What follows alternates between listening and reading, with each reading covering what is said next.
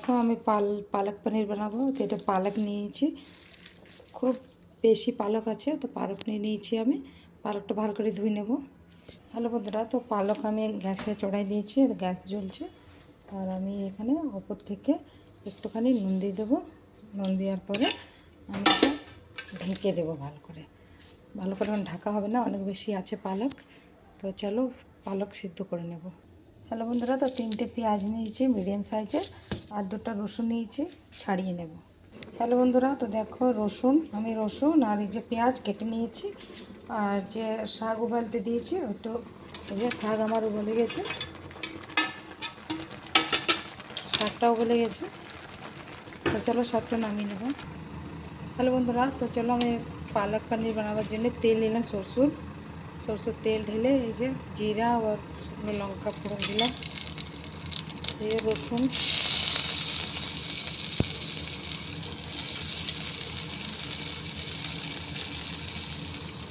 দিয়ে দিলাম।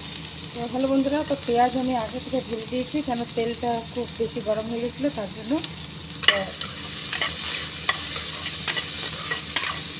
দেখো, তো হ্যালো বন্ধুরা, তো আমার দেখো পেঁয়াজ আর রসুন ভালো করে ভেজে নিয়েছি। আর ভাজার পরে আমি দিয়ে দেবো মশলা কী কী নিয়েছি দেখে নেব।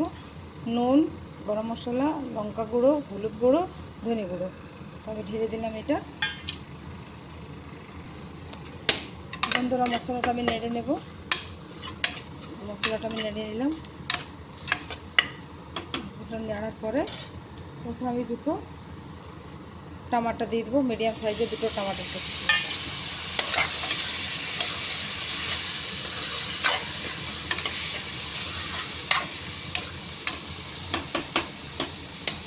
এখন এটা ঢেকে দেবো। বন্ধুরা, তো পালক সিদ্ধ করে নিয়েছি, পালকটা মিক্সিতে দিয়ে দেবো। মিক্সিতে আমি পিষে নেব।